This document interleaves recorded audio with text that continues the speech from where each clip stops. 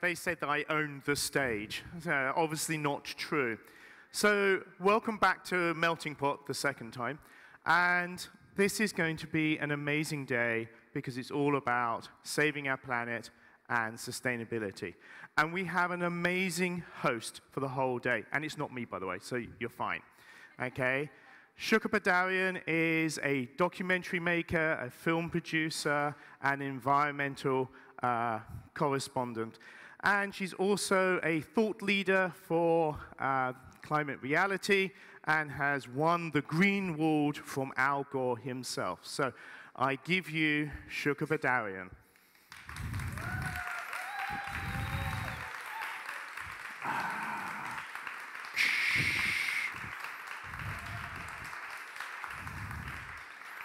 Hello everyone, welcome and thank you so much for being here. I'm so thrilled to have you all join us in this amazing journey towards sustainability today.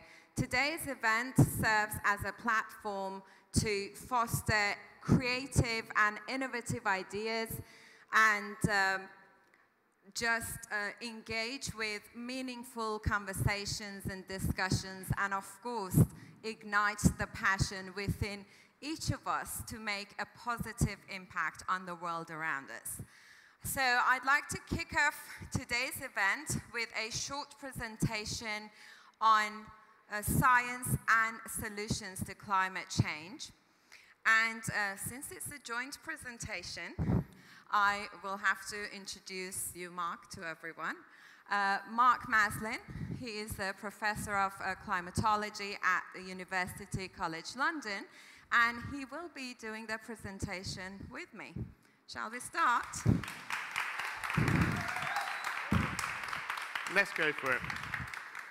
I do apologize. You will do you want also to move the mic slightly further away? That's it. You will hear my breathing as well. Yeah, you don't want that. I'm sorry, the only people allowed to hear your deep breathing is me.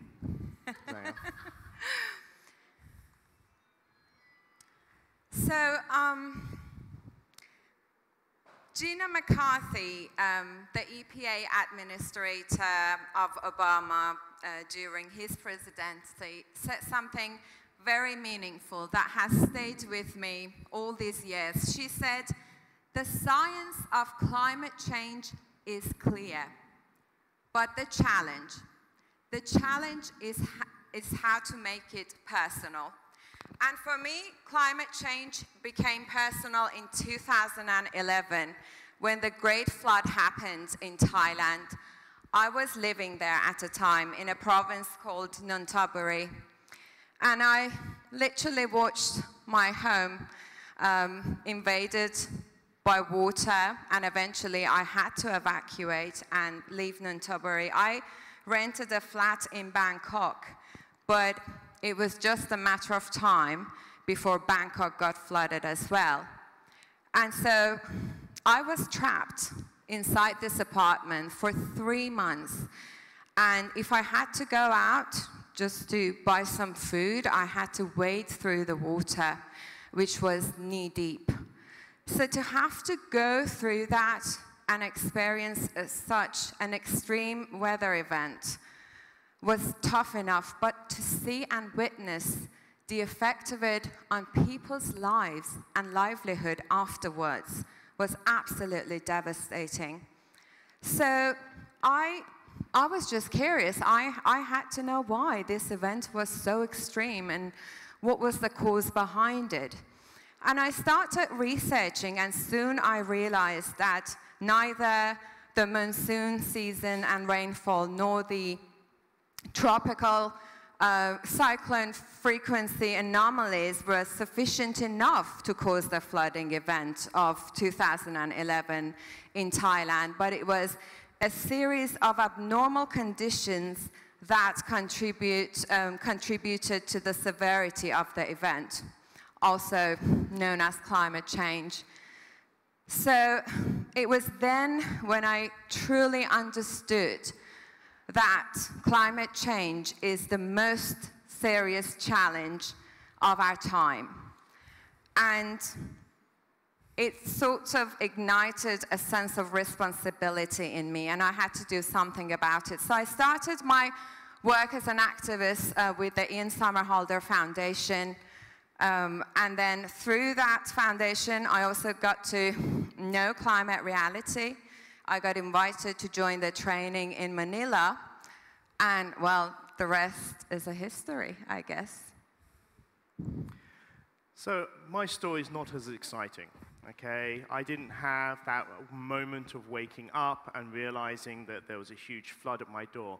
The reason being is I'm a climate scientist. I was doing my PhD at Cambridge. I was working on the ice ages, which is a bit esoteric, but I have been steeped in climate change since my youth.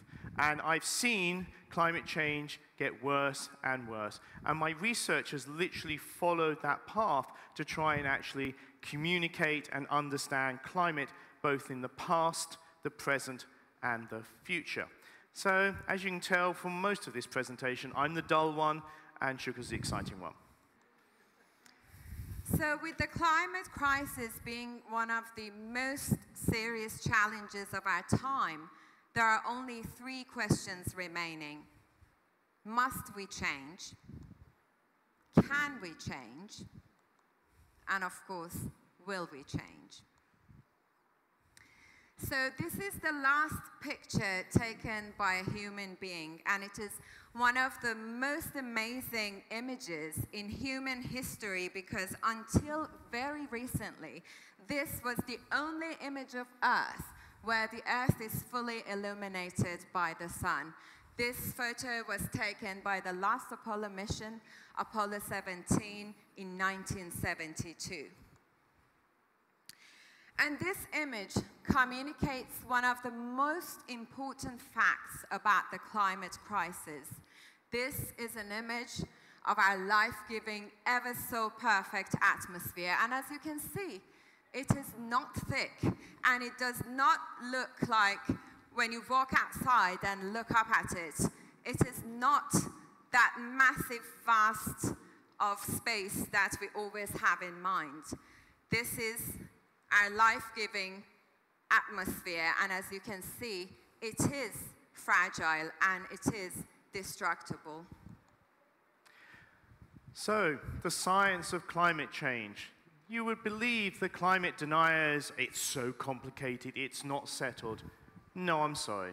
The science of climate change is simple, straightforward physics. So we have the energy from the sun, which hits the Earth. Now, about 1/3 of it gets reflected straight back into space. It reflects off white ice sheets, white clouds, but about 2/3 of it hits the Earth. Now, imagine you're not here. Imagine you're on that tropical beach, on holiday, with your favorite cocktail. Mine's a mojito, okay? And that sun hits you, and you feel hot. But hang on, it's light. So the light hits your skin, converts to heat, and then you radiate that heat back out. That is exactly what is happening to the Earth. Except then there's a little bit of magic. So those greenhouse gases in the atmosphere hold on to that heat. Now, of course, have we only just discovered this? Well, no. So 150 years ago, an amazing female scientist, Eunice Foote, in the United States, did a very simple experiment, one you can do. She took 2 test tubes, filled one with just air and one with CO2. And she put thermometers in them and left them out in the sun. The one with CO2 warmed up quicker, got to a higher temperature, and then cooled down slower. The greenhouse effect was discovered, and you can do it in your back garden. 5 years later, in London, John Tyndall actually built a thermocouple, and actually this equipment you can see in the Royal Institution in London. And he measured the effect of that heat retention. And of course, guess what? The most important one is water vapor, and he realized that the water in the atmosphere was keeping the Earth nice and habitable. You then have carbon dioxide, you then have methane, and then there's others that he didn't know about, nitrous oxides and CFCs, which we're producing now in the modern society. Now, of course, You say, oh, well, perhaps it's only recently that we've discovered global warming. Well, no. Guy Callender in 1938 had already put together the temperature records from the 1880s and seen a warming. He then actually had some measurements of CO2 around the world. And because he worked for the British Coal Board, he knew that burning coal produced CO2, and he put 2 and 2 together and realized that our carbon emissions were warming the atmosphere. And they are. So we have this extra carbon dioxide and methane going into the atmosphere, causing warming. And the amount that we're doing is absolutely horrendous. 162 million tons of man-made global warming pollution is basically being pumped into our atmosphere every day.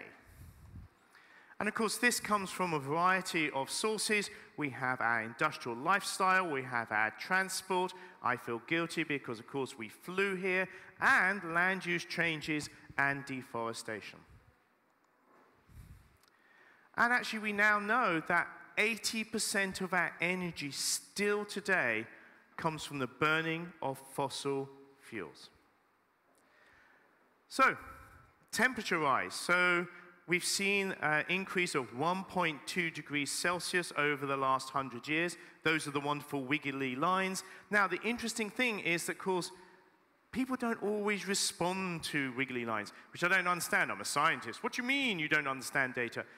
But a genius at Reading University, Ed Hawkins, produced the warming stripes. He said, well, hang on, let's just convert it to colors and make it beautiful. And so the warming stripes are underneath there, and I'll come back to that.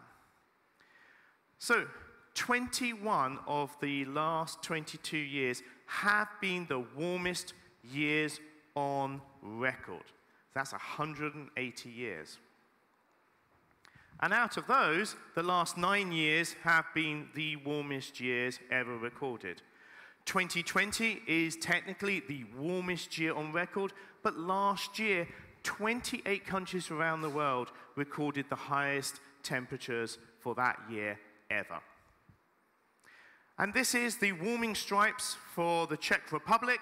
The wonderful thing is it's open access, so wherever you go in the world, you can download the stripes for that country, and usually the major cities, so you can see the climate data for that region. Of course, this has produced a little cottage industry. You can see you can have a tie. You can wrap your Tesla. Now, of course, if you can afford a Tesla, you can afford to wrap it, okay? I'm a professor. Yeah, I can't afford a Tesla. T-shirts, I can afford that. Leggings, I could afford that, but I'm not going to. Face masks, and of course, oh look, yes, cufflinks, guys. Trust me, cufflinks are making a comeback. It's really cool now. Okay, but back to being serious. In the last 7 days, we have had heat domes in North America, Southern Europe, and China.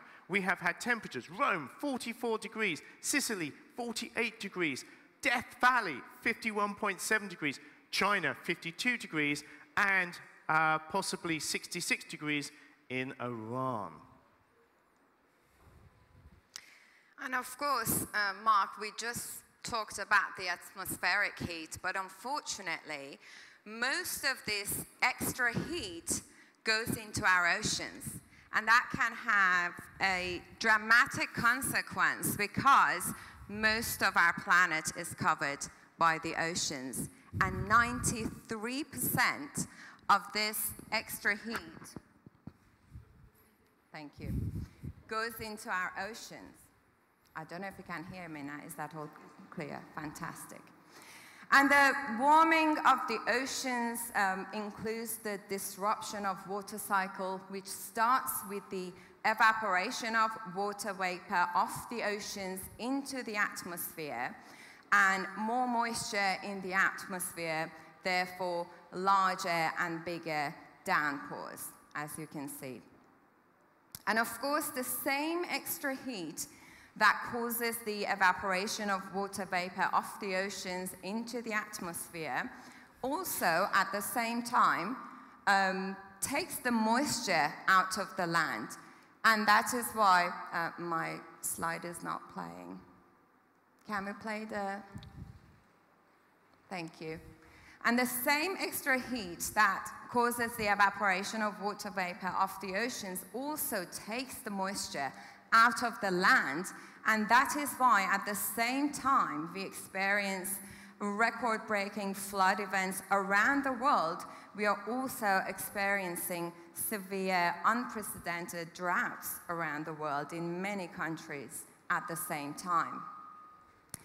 And of course, these higher temperatures also increase the number of wildfires that we are now seeing around the world, and that is because when the vegetation is dry along with the land, it becomes more vulnerable to fires.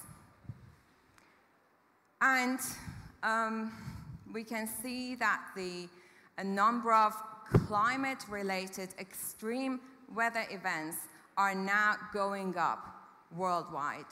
And in the last 10 years alone, this extreme weather events and catastrophes has cost the global economy $2.5 trillion. And of course, this is a photo taken in 1935 of a glacier in Greenland, and then again in 2013. And you can see in less than a century, we have lost all the ice. And now NASA, of course, has measured the decline in the mass of ice in both Greenland and the Antarctica. And we know that the melting of the glaciers and the ice means the increase of sea level rise. So what you see here happening in Florida, it's called sunny day flooding. The flooding is not due to torrential rain, but simply high tides. And this is only going to get worse with the melting of the ice caps and the glaciers, and of course, the rising of the sea levels.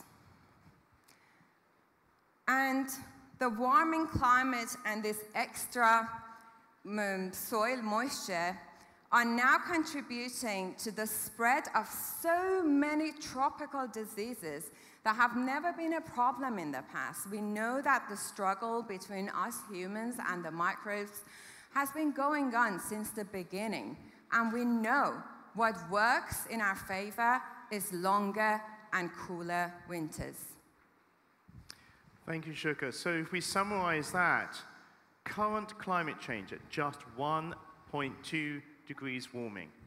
We're having extreme weather events reported in the news every single day. We've had sea level that's risen by 24 centimeters already, causing coastal flooding.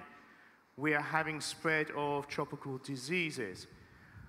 So that's just now. And the thing is, us scientists, we have been trying to warn everybody for the last 30 years about what the coming storm is going to be like. But people quite rightly go, well, how can you tell the future? Because, yeah, trust me, you can't tell which of your football teams are going to win. You know, it's sort of like difficult to predict. And also it's difficult to predict whether your stars of sort of like music are going to turn up at your festival. So how can you actually predict the future? So, of course, as a scientist, I would like to take multiple worlds, double CO2, half CO2, torture them, but we only have one pristine planet, and we're already doing a very big, dangerous experiment on. So what we do is we have supercomputers, and we have about 40 teams around the world of the greatest minds in the world. Many of them are very Sheldon-like, I just warn you, okay? And of course, what you have is a network around the world of points. You then have layers in the ocean, in the land, we have clouds, we have the chemistry, and trust me, the physics is actually really straightforward and incredibly well known. And as you can see on the right-hand side, the resolution of those models has increased. So back in 1990 with the first models, you can see that we only had 500 kilometer resolution. We get down to 2001, we're down to about 200 kilometers. Oh, and by the way, in those days, Britain really was connected to Europe, you know, this is pre-Brexit. But now, of course, with much higher resolution, and I'll do this because of extreme increase in computer power, we have much greater resolution. But guess what? The science tells us the same story since 1991. It's very simple. You put greenhouse gases in the atmosphere warms up, the land warms up, you have changes in weather patterns and sea level rise. So what does the future look like? And the biggest problem is not the science, it's you lot. And by you, I don't mean you, I mean the 8 billion of us. How are we going to live? How are we going to emit carbon? So the big red one at the top was something that I was talking about 10 years ago, saying, we don't have any climate policies, we're looking at 4 to 5 degrees warming, and that is incredibly scary. The world has moved on. If we take the current policies around the world, and they are all applied properly and efficiently, we're looking at about 3.1 to 3.7. That's still very scary.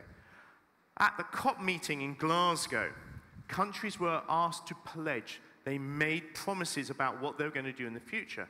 If they keep all of those, we're down to 2.4, 2.8 degrees. That's still way too warm. And then there is the 2-degree pathway and the 1.5-degree pathway, which are political pathways, because the politicians said, as scientists, could you tell us how we get there? Because we've sort of promised the world we will. And so those are the other pathways. But the future isn't written. And of course, Mark, it is not just the climate change that we are all worried about. It's also the loss of biodiversity. We are now in the midst of what the biologists call the 6th great extinction. We are in danger in this century, and we are losing more than half of all the species on Earth. And we really must ask ourselves the question, do we not have the moral responsibility to stop such a catastrophe affecting the life of which we are a part?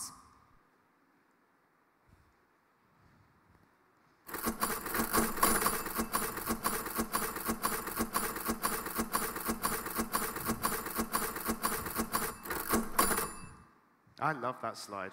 And of course, you can see there are so many other issues that we haven't even had the time to cover, as you can see in this slide. So we know that the cost of carbon is unbearable, and its threat to our world economy is unbearable, and its threat to the world species is unsurvivable.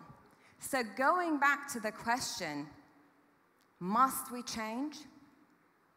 The answer is yes, which takes us to the second question. Can we change? So this is where I'm going to try to inject a little bit of optimism. Okay, I'm going to try, okay? So the first thing is, in 2015, at the climate negotiations in Paris, 196 countries agreed that they were going to limit climate change or global warming to 2 degrees maximum, and had an aspirational target of 1.5. Remember, we're at 1.2 already. And they basically said, well, to do this, we have to get to net zero emissions this century. Now, the really interesting thing is, to give you a little bit of hope, is 90% of the world's GDP is under a net zero pledge. Now, whether they're going to do that or not is another matter, and that's where we come in. But the UN and the leaders of the world were very honest. They said, okay, to achieve this will mean we have to completely transform energy generation, industry, infrastructure, and personal behaviors. Yeah, so not much then. And let's have a look. 1.5. You'll hear a lot about this in the future, because is it still feasible? Yes, because if you have a look, the red line is our emissions. And unfortunately, our emissions peaked, hopefully, in 2022. Last year, the global economy emitted more carbon than it has ever done before. But if we can get to net zero, ding, okay, by 2050, and net zero, that means that we do not emit carbon, and if we do emit any carbon, then we use other ways to suck it out, such as reforestation or direct air capture. However, what our scientists don't tell the media is, yeah, then we have to suck CO2 out of the atmosphere for the next 50 years, but we don't worry about that, let's move on. Let's move on. But this is also on a backdrop of the increase and expansion of the global economy. The global economy will double, minimum, energy requirements by 2050. That's because there's billions of people we need to lift out of energy poverty. So we heard earlier on that 80% of our energy now is from fossil fuels. And we're going to double the amount of energy we require by 2050. So it means that we require 180% of today's energy in the form of renewables, non-fossil fuels. So therefore, we do really need win-win solutions. We need solutions that actually help us with our climate change, but also our health, climate change and our security, climate change and our environmental degradation. And I'm also here to give some good news. Yes. And the good news is that we do have all the solutions at hand.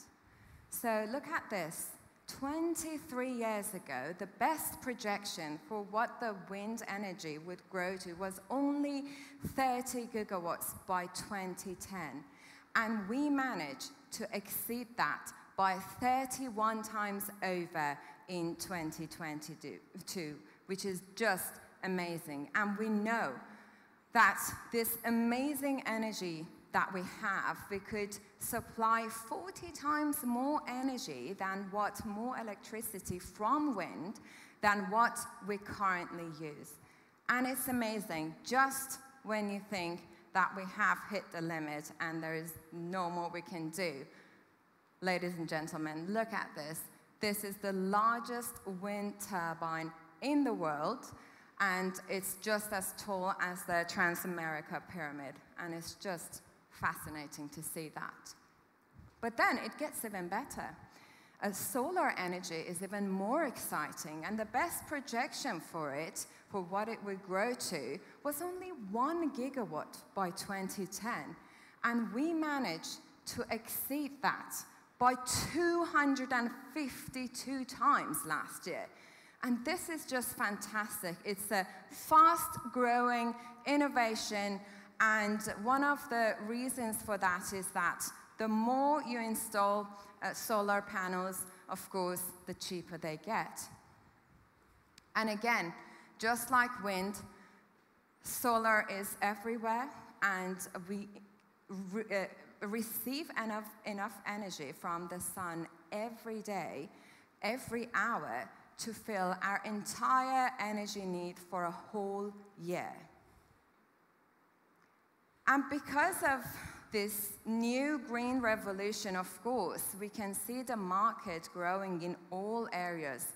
Here we've got the exponential curve for the global EVs, electric vehicles, and same, of course, goes for the storage, which is one of the most essential parts of this green revolution. And I think there's still a lot to be done, but I know that the batteries are improving and advancing as the technology and the science of it also develops every day. And so we have the solutions at hand. And this takes us to the last question. Will we change? Do we have the will to make that transition? So this is about a tripartite. It's about 3 different groups coming together to solve this issue. First one is government. We need governments to step up, because governments are incredibly powerful because they can subsidize, they can tax, they can regulate, and they can innovate, and they can lead sometimes. Okay? So we need government to basically step up. Okay? Corporations. Okay? Okay, people want to call for sort of like the removal of the economic systems. We do not have time for the revolution. I'm really sorry. As much as we want one, we need to fix this now and then have the revolution. So therefore, corporations. The great thing about companies that I work with is that if you give them a new direction, some subsidies or tax, etc., bang, they can move very quickly. Suddenly you'll get new products which are sustainable and different. Individuals. This is where you come in. Individuals are incredibly powerful because your government, you are the businesses, you also have money in your pocket and you choose where to spend that money. Choose it wisely and you start to move the whole economy. And I have to say, according to the Down Draw project, if we did net zero properly, we could save $46 trillion. That's half the world's GDP. So when those politicians whisper in your ears, or unfortunately you read some of the comments on my Twitter, don't, and they go, oh, it's too expensive to fix climate change. You know, we really want to, but you can't. Absolute rubbish. Guess what? Renewables are cheaper, safer, cleaner than fossil fuels. Okay? If we get rid of fossil fuels, guess what? Those 11 million people that die prematurely every year around the world from fossil fuel-caused air pollution won't. Think of the health saving because of that. So again, win, win, win. Just don't believe that going to net zero is going to actually cost you any more money. So, if the governments were here, I would then say there are some simple, straightforward things. Okay, so the first thing is support renewable energy. If Europe 10 years ago had listened to the scientists and gone full out for renewable energy, proper solar panels that work in Europe with shade, wind, all of that, hydro, geothermal, we wouldn't have the huge price rises because of that Russian gas issue. Why? In Europe, do we want to be beholden to Russian gas, Qatari oil? You know, why? When we have all the energy we require in Europe. Tax fossil fuels, okay? Cut fossil fuel subsidies. Fossil fuel subsidies, and this is one of the things that really upsets me, it is something like $1 trillion of taxpayers' money around the world that is paid to fossil fuel companies to pollute our atmosphere. That's madness. That's half the GDP of the United Kingdom given to fossil fuel companies basically to make our climate worse. Okay, support electric cars and public transport. 26% of all cars sold in China last year were electric. Again, carbon neutral buildings, retrofit, because, hey, we're in Europe, okay? All our buildings are old and historic and beautiful, so we're going to have to try and actually work out how to retrofit them. Reforest and rewild. Again, lots of space for that to happen. Promote low-emission farming and diet, I'll come back to diet, and support the expansion of the emission trading scheme, which we have in Europe, which has been keeping our emissions down and pushing them further. Companies. I work with a lot of companies, from billion-dollar companies down to startups. All of them that I work with can see where the future is and why they want to be part of it, but they want to be net zero, they want to be sustainable. So, set meaningful greenhouse gas targets. No one believes when a company goes, oh, we're going to go carbon neutral next week. We know how hard that is. So no. But when they set sensible targets, they show you how they're going to do it, then you can buy into that, and then you can think about, actually, I'm going to actually buy their products, or I'm going to use their services. They can switch to 100% renewables. They can engage employees in the sustainability agenda, because any company, any organization, any university, it is the people that are the powerhouse. They're the ones that drive ideas. And I have to say, there is one company, which will remain nameless, has a turnover of 5 billion euros. A couple of people got round the water cooler and were going, I'm really anxious about climate change. And they started to plan some things, little things that they could do. It spread through the whole company. And that company now is a AAA rated sustainable company on the Carbon Disclosure Project. Again, use carbon neutral buildings, retrofit, offset emissions through reforestation and rewilding. I know that's controversial, but guess what? That market is here to stay. We just need to regulate it internationally properly. We can then link ambition to the supply chain and value chain. Really interesting, Microsoft. Love them, hate them, not going to go there. But Microsoft 2 years ago announced, we are going to go carbon neutral by 2030. Okay, that's not such a biggie. I mean, my own university, lots of companies and organizations have said that. But then they said something really interesting. They said, between 2030 and 2050, we're going to remove all the greenhouse gas pollution that we have created, our value chain has created, and our supply chain has created since our founding in 1975. I'm not even sure how you calculate that, let alone drug it out of the atmosphere. But they've pledged to do this, one of the biggest companies in the world. We need to watch them for that. Oh yeah, no, don't worry. They're very good at greenwashing and all of that. We're on it, don't worry, we will. That's another topic for another day. Exactly. Oh yeah, greenwashing. No, we can't cover that at the moment. Lobby governments to support change, okay? Governments shouldn't be so short-sighted. They shouldn't be basically giving away their young people's future because they want to make a quick buck, or basically the fossil fuel lobbyists are paying for their re-election campaign. Moving on.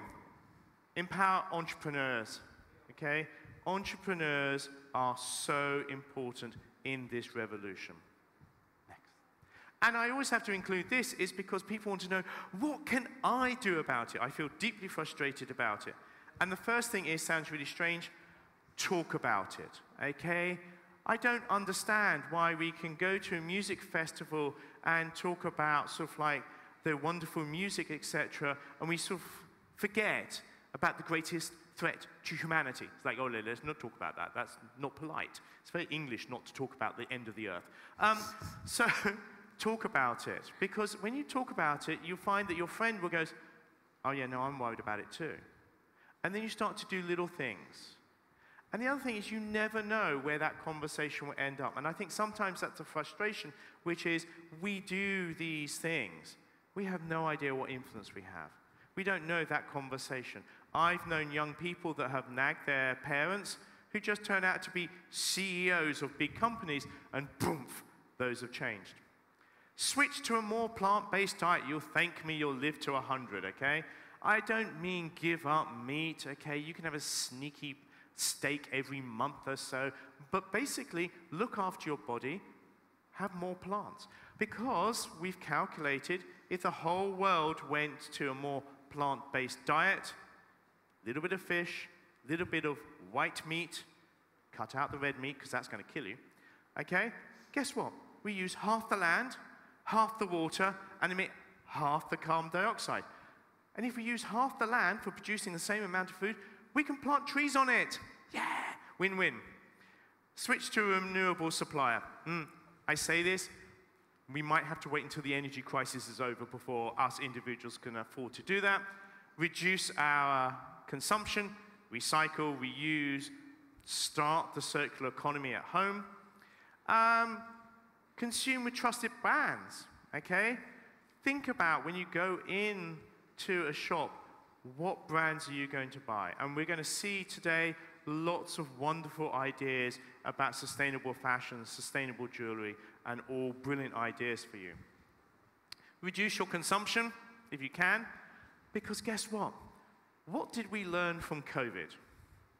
What we learned was T-shirts, Shoes, cars didn't make us happy. What we missed was being able to see our friends and family and give them a hug, okay? And go out and be social. That's what it is to be human. It is not how many t-shirts and designer trainers you have. So, walk, cycle as much as possible, use an electric or hybrid car, fly less, and this is a big one for, you know, those really rich people that have private jets that don't work. Okay, so divest your pension or investments from fossil fuel and invest in the green economy. And of course, vote. Use that power. I speak, and so does Shooka, to many organizations and groups of people that don't have that luxury of being in a democracy. Use that vote to actually empower yourself and empower your country. And protest, okay? Go out, shout, scream, okay? Join the young people sticking themselves to motorways, okay? Why not? We only have one planet, you only have one life. Although if you're in the UK, you need to be a little bit careful at the moment. Yes, well, we have a strange, interesting government who now says that if you think about protesting, they might be able to arrest you and put you in prison. Deep thought. Right, but it's also important that we recognize that it is us, the richest in the global society. So this is a wonderful sort of calculation by Oxfam. This is about lifestyle emissions, okay? And what it is that basically the richest 10% in global society, so that's in China, India, or, of course, in Czech Republic. And that's actually most of you. That's how poor the rest of the world is. We emit 50% of the carbon emissions. So climate change could be really easy to fix in the short term if we just deal with the richest 10% in the world and get us to change our lifestyle.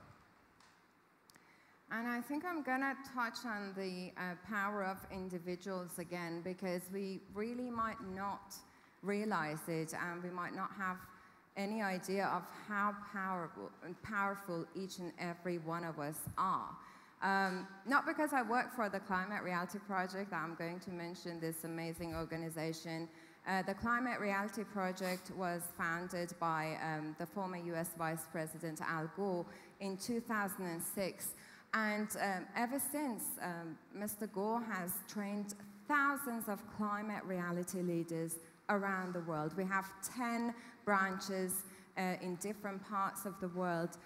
And it's amazing to see how all these climate reality leaders helped and made amazing progress. For instance, one of our latest achievements is the major roles that the climate reality leaders played in the shaping of the legislation, both in Australia and in the US. And we are still going, so don't ever underestimate the power that you have. And they're always looking for new recruits to be mentors and leaders. She paid me to say that. Now, the interesting thing is, I love this cartoon. This is by Joel Pett. He made this cartoon before the Copenhagen Climate Conference, the Great Hope of 2009, that went all horribly wrong. But it sums up the actual debate that we're having. Because there is a person there saying, look, we can have energy security and independence. We can have preserved rainforests. We can have sustainability. We can have livable cities, green jobs, clean water, clean air, healthy children. And there's always somebody at the back of the room, or, as it turns out, on Twitter, who's basically going, yeah, but what happens if we've made a better world and it's all a hoax? Okay? There are paid lobbyists, there are paid bots out there who are trying to persuade you that climate change, it's exaggerated, etc. It isn't. It's here and now. And actually, if we do all the things that we can to actually deal with it, we should be doing those anyway because it makes our lives better, and it deals with climate change. So my question always to politicians is, why aren't you doing this anyway? It all comes down to the oil giants, I guess, and the lobbying. But then again, one last time, I'd like to say that it is very important that all of us use our voice, use our vote, and use our choices, and speak truth to power, because our world is really, really depending on our action. And yeah, I guess that is it. I'm going to leave it at that. Thank you very much.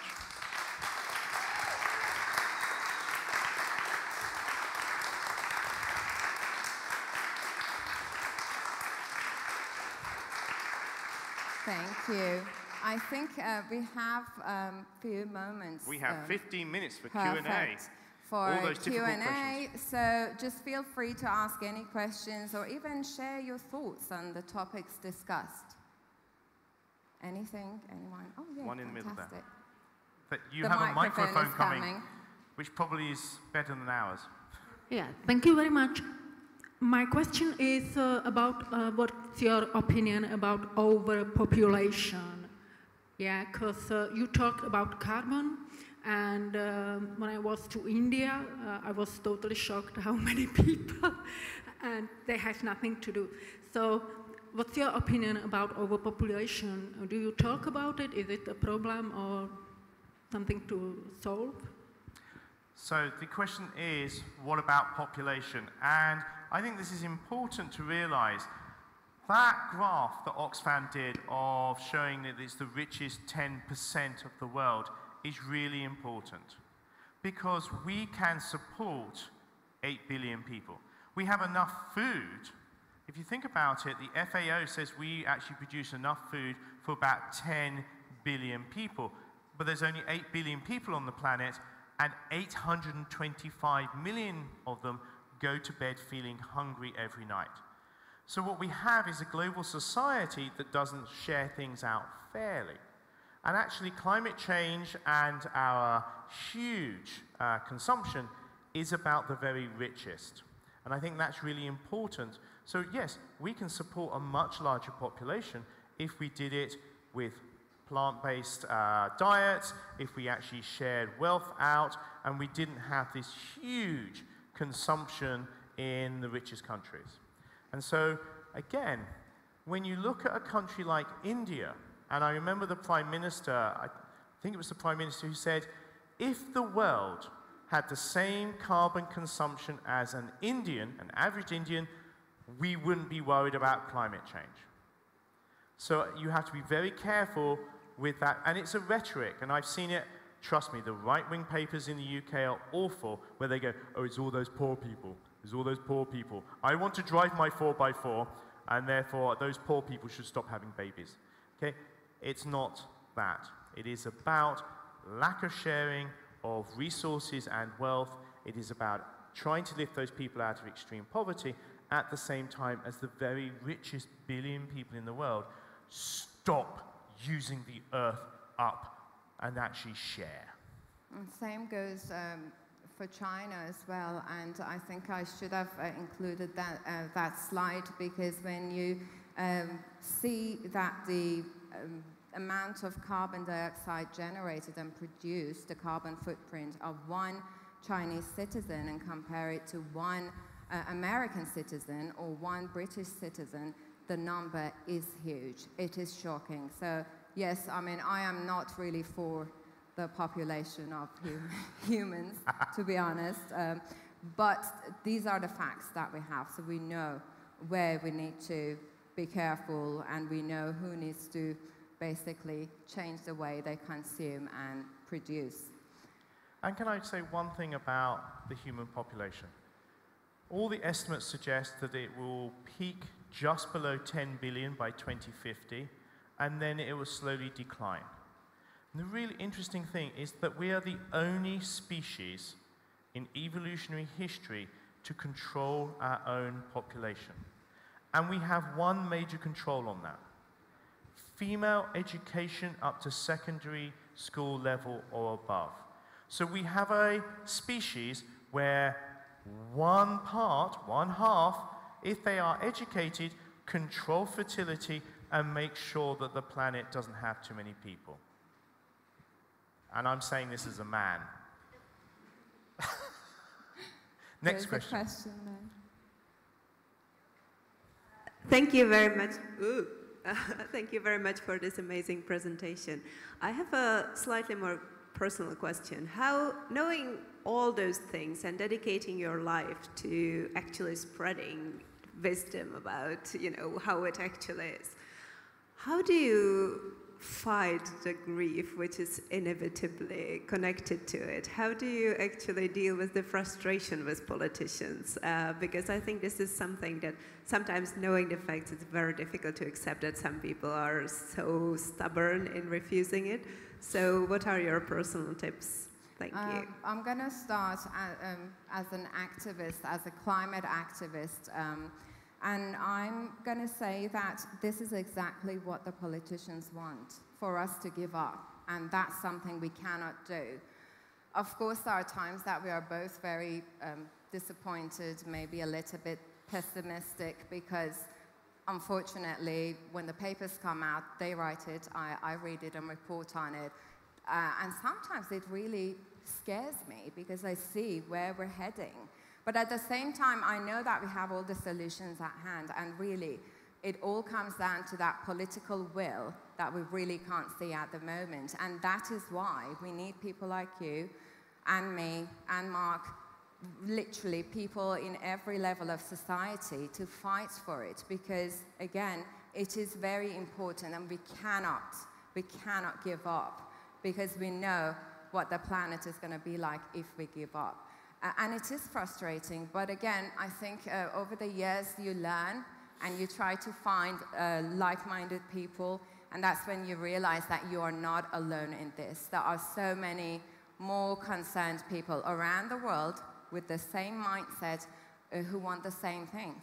So that's always, for me, is inspiring. Like you lots now sitting here listening, it's just amazing, and this is what inspires me. So it means that you care and you do want to do something about it. For me, it's actually looking at the next generation, because I've been inspired by them, because the young people think differently, okay? Now, this is very strange. I study human evolution as well, and I can tell you that 90% of the brain's connections are formed during childhood, okay? So what we actually have as an environment when we're growing up is really important. So this is why you have babies now crawling to the TV and pushing the TV going, hang on, why is this TV not a touch screen? Because they think differently. And they know, and I'm going to do this again, they have this. This connects them with almost every single person in the world. They understand how small the world is. They also understand how fragile it is, and they also understand how bad politics is at this moment in time, because they have different influences, they have different ways.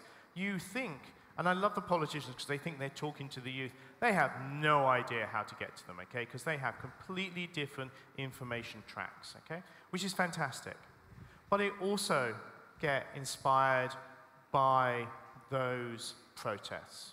Because yes, they're youth-led, but I've seen a 90-year-old woman stick herself to a tube train because she wants a better world for her grandchildren. So as long as that still happens, there is always going to be resistance against the normality of fossil fuels. And I think here we should also mention what Greta says. We are fighting for the 1.5 degrees, but if that's not going to happen, then we're going to fight for 1.6 and 1.7, and we are not going to stop the fight. We and you will never, ever give up. Next question. Right. I'm right over here. Stage right? Oop. Oh, sorry. That's okay. You both touched on parts of my question, which was, I'm a big fan of generational change. My generation compared to my parents' generation back in the States, my mother's, you know, black, white, separate Mississippi girl. That's a big change. Yep. My fear is addressing the young generation here in the West. That's all well and good. It's going to be a little difficult to convince some of them they're going to have to live with a little bit less when everybody wants a little bit more. Who's fighting this fight in India, in China, educating that generation which is getting its first taste of a more Western style of life, with travel, with cars, with luxury, with consumer goods. Who's there saying to them, we're going to have to tap the brakes on you a little bit? Well, the interesting thing is those youth in those countries are more worried about climate change than people in Western countries. So there was this brilliant study by The Lancet where they went round and they surveyed young people. I can't remember how many countries it was. KK, you will remember. I can't remember how many countries. But it came back that you had something like 80% of young people in Indonesia who were deeply concerned about climate change.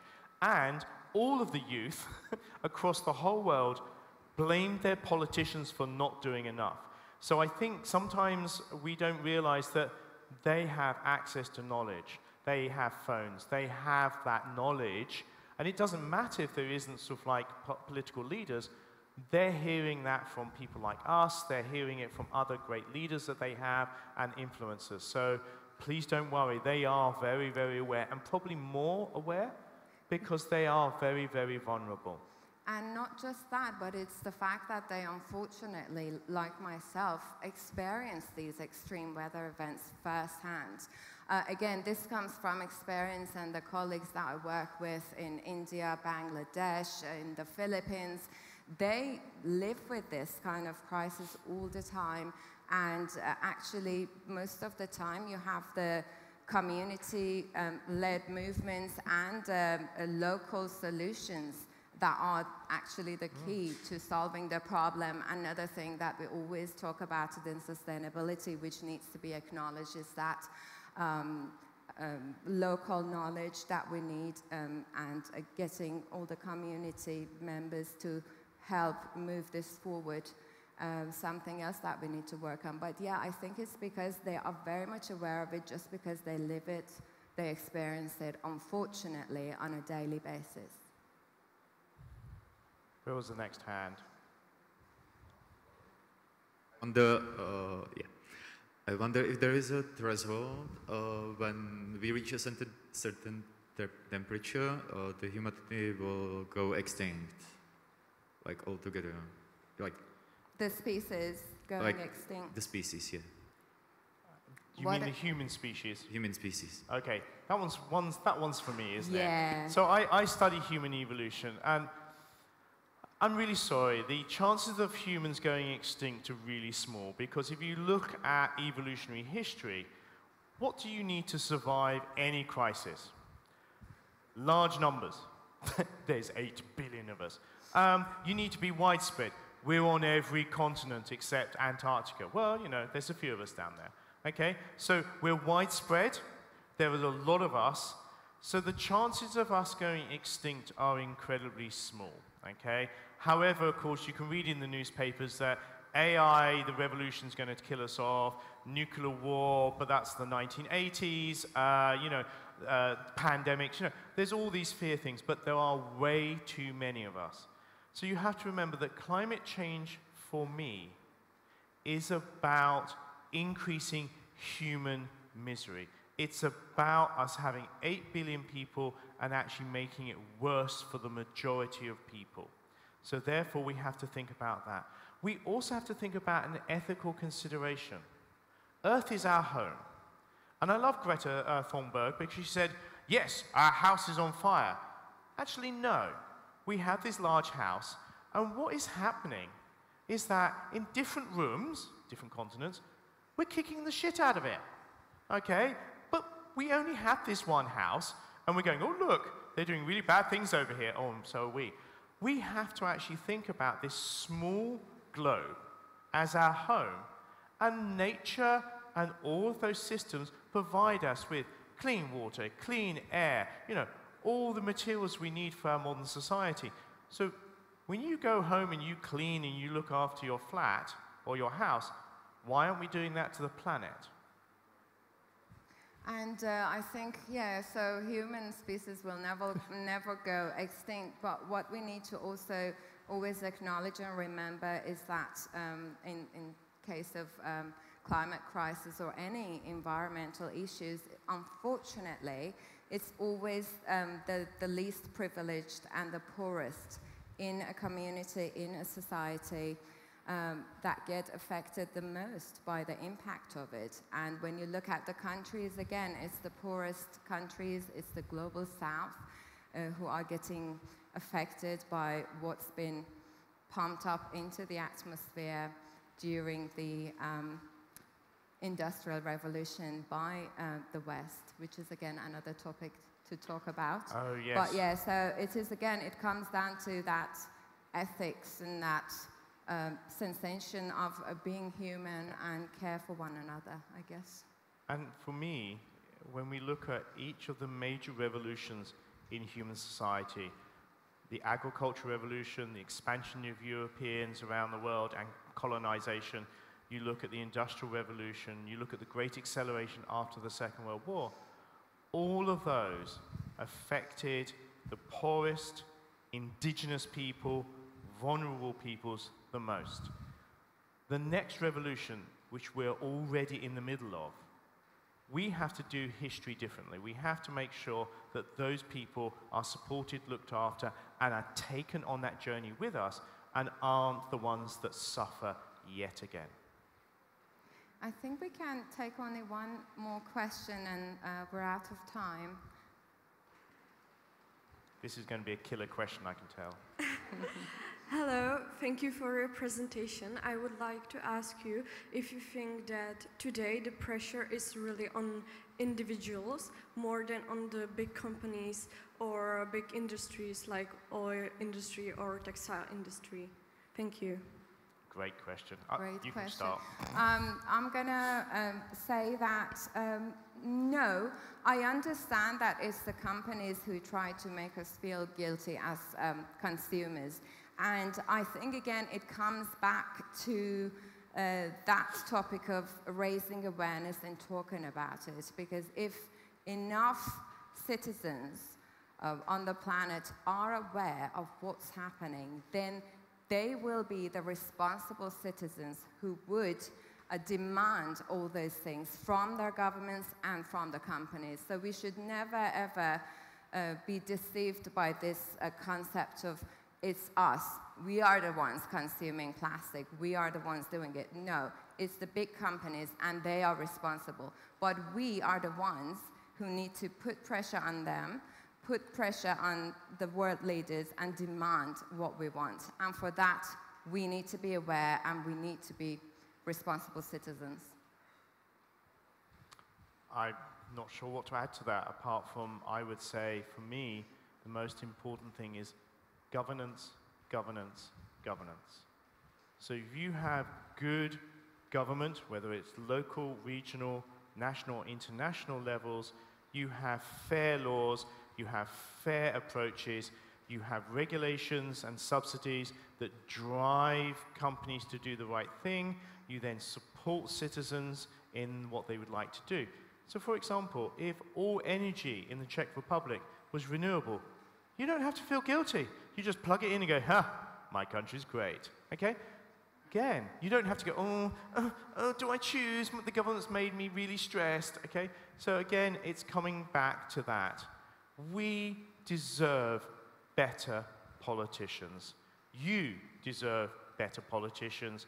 And actually, I'm looking at the young people there. You should be our better politicians. Thank you. Thank you.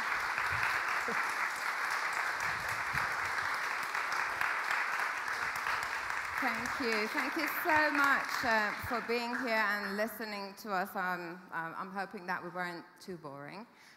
You will have a little bit of a break, and it will give you the opportunity to stretch your legs and get yourself a beverage.